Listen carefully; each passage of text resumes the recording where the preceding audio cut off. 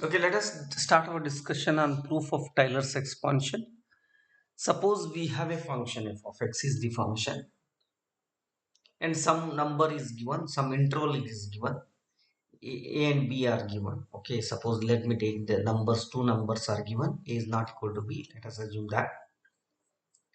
And then for some c number between a and b, we can write, we can find, we can the value of the function at b can be written as f of b is equal to by using f of a and f of a plus f dash of a into b minus a plus f double dash of a divided by 2 factorial into f b minus a whole square means whenever the function is given f of x and some numbers are given, okay, two numbers are given, in that interval I can say that we can write the function value at b provided these conditions are satisfied.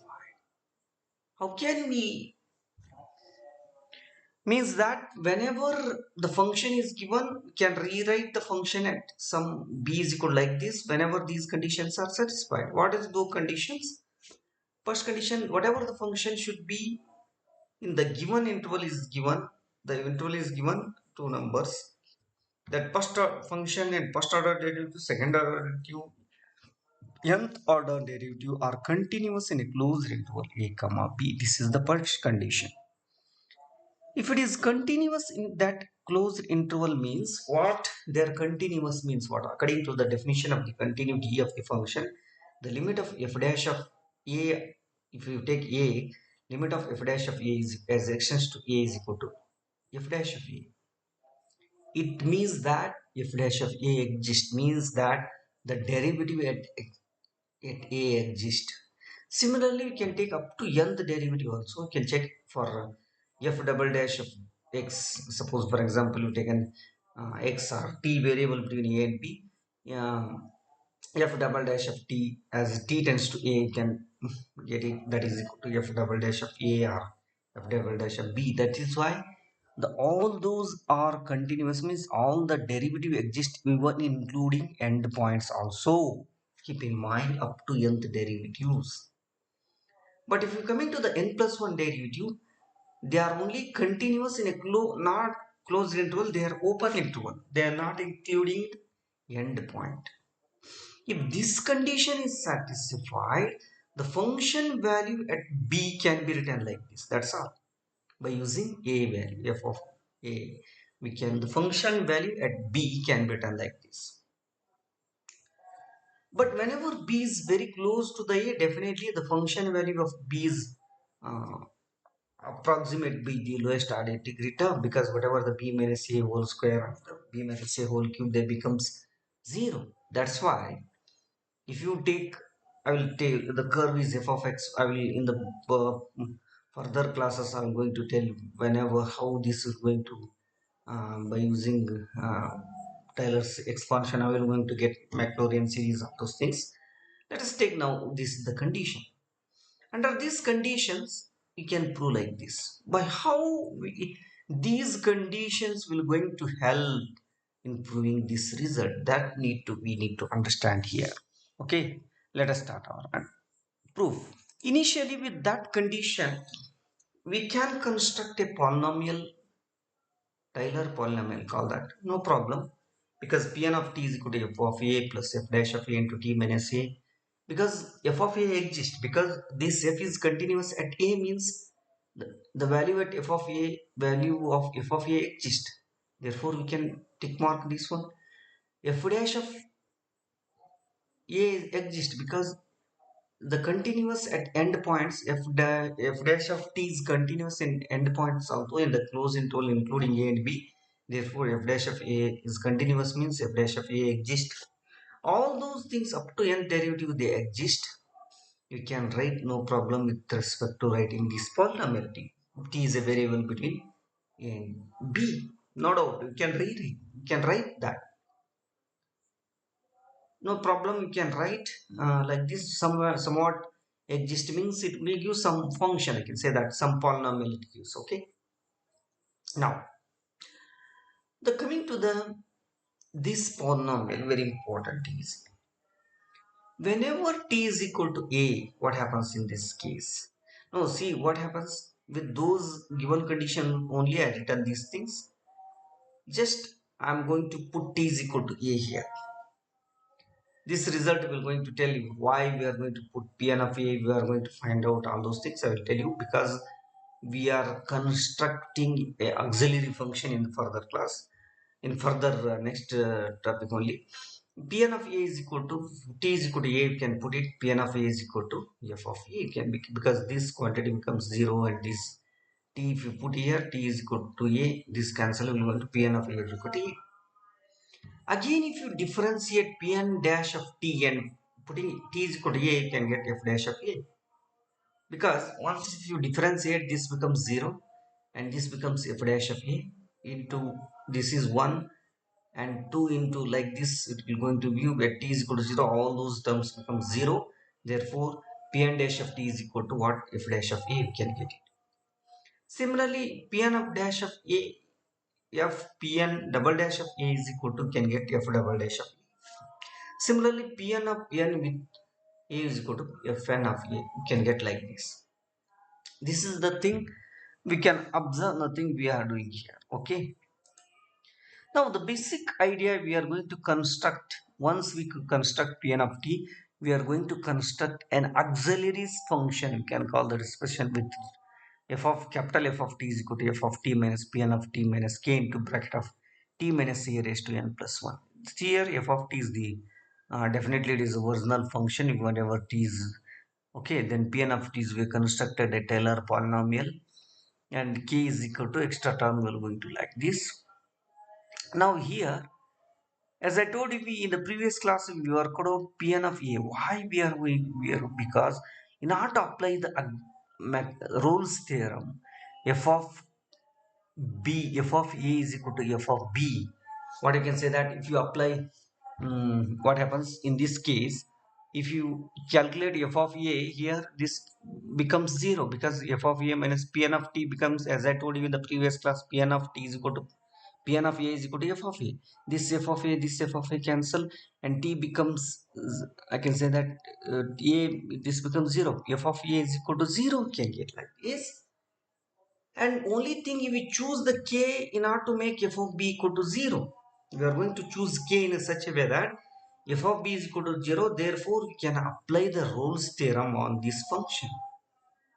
Because whatever this function, since f of t is, I can say that whatever this is original function which is also whatever we can say continuous in a closed interval, this function is also sum of continuous functions, again is a continuous function. Entire functions will going to satisfy the conditions of the uh, Rolle's theorem. Therefore f of t can, f of a is equal to f of b. The same thing as I told you, f of a is equal to f of b. We are going to choose a k in such a way that what we can say, for we are going to choose f of b is equal to 0. F of b is equal to 0 means if it is 0, f of b 0 is equal to f of b minus Pn of b is equal to minus k into bracket of p minus l. Can find out the k is equal to. Now this is how we can prove it. K is equal to f of b minus Pn of b divided by b minus a raised to n plus 1. The next is, as I told you, the entire f of t function, capital F of t function is continuous in a closed interval because f, capital F is what? It is combination sum of our continuous functions. Therefore, the capital F is the continuous in a closed interval AB. And now we are going to, what I want. Now what we have find out, we are going to choose k in such a way that capital F of a is equal to f of b. We are going to, f is a continuous function in a closed interval a comma b because as I told you, we are taking the function, as I told you, see here, f of whatever f of t is there, no, we can take f of t is a continuous in a closed interval. Pn of t is also continuous in a closed interval. This function is again a polynomial. This is also continuous in a closed interval. Then definitely the entire thing is also continuous in a closed interval a comma b and differentiable in a closed open interval a comma b here. then these they are differentiable in open interval of a comma b. They again, by Rolle's theorem, we can say that what we can say, f of a is equal to f of b, what we can say, uh, is equal to 0 by, again there exists some c, it is equal to, in the ab, on the open interval of ab, f dash of c is equal to 0. Now what happens, we have to equate to 0, means we have to, in order to find out f dash of c is equal to 0, what we can do, we have to find out the f dash of t with the given equation f of t.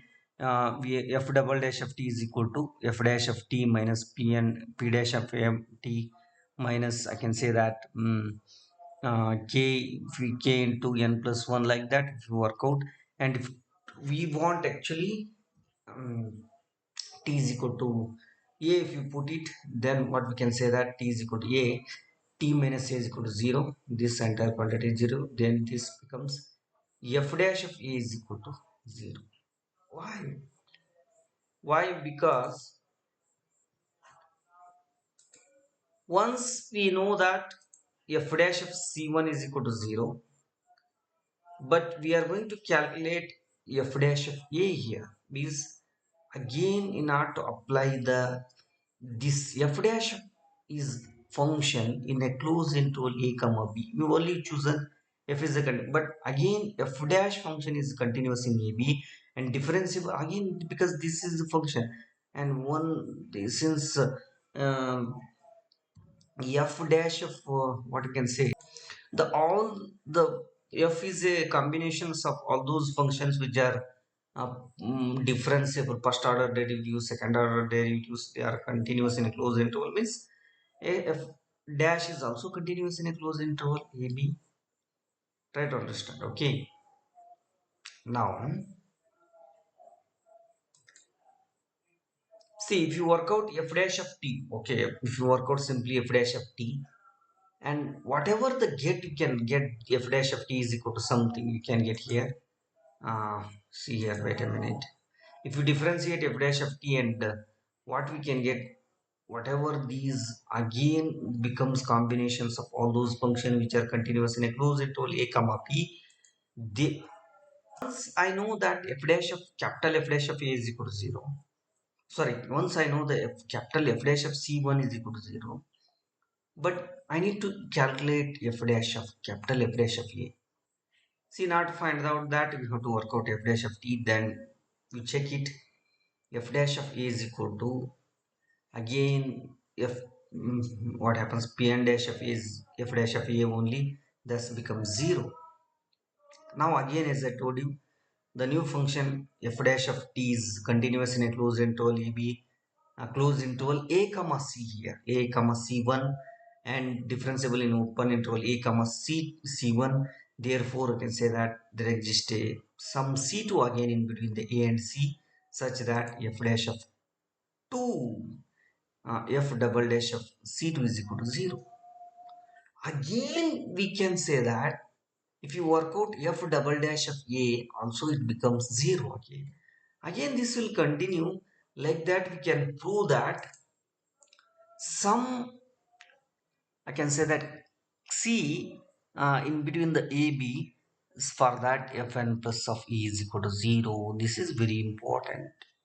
Okay, after, now what happens, in this case we have to find out, now to find out fn plus of epsilon, we have to find out, you cannot, if you equate it, what we can get, you have to find out n plus 1 derivative of f of t is what, n plus 1 derivative, I can say that. Now I want to find out the fn plus of t. Why we are going to find fn plus of t with that f of t is there, no, if you differentiate n plus 1, it becomes, I can say that, n plus 1 derivative of, see what happens, it becomes 0, means what I want to say is that the n plus 1 derivative of whatever this k into this one becomes n plus 1th derivative of k into bracket of t minus a raised to n plus 1.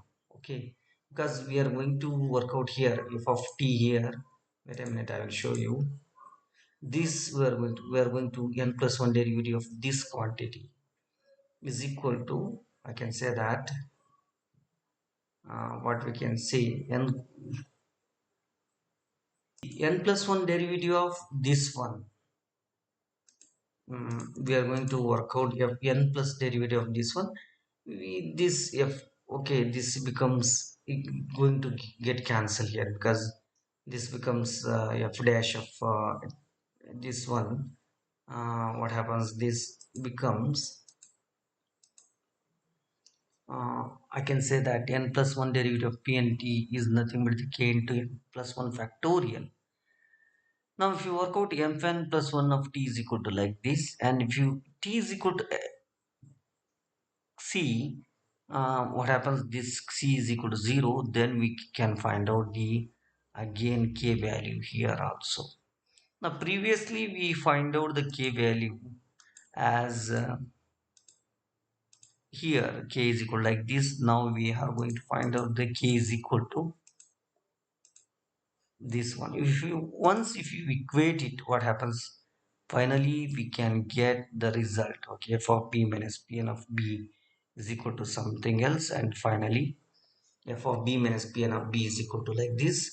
And whatever this pn of b is nothing but the just Tylor polynomial. Pn of t, we know that once if we substitute t is equal to b, we can get like this, and finally we can get the result of like this. Okay, finally we can get, this is how we can prove it. The question comes, how we can get, very important thing. But whenever, as I told you, whenever if you evaluate the function, for example, if suppose, what I want to say is that, suppose they given a function f of x, and some closed interval is, or some numbers is given. If I want to evaluate the function at b, for example, at the b, then we can, if suppose f of x is satisfy these conditions, then we can rewrite like this. Okay, this is how, and there exists a number c.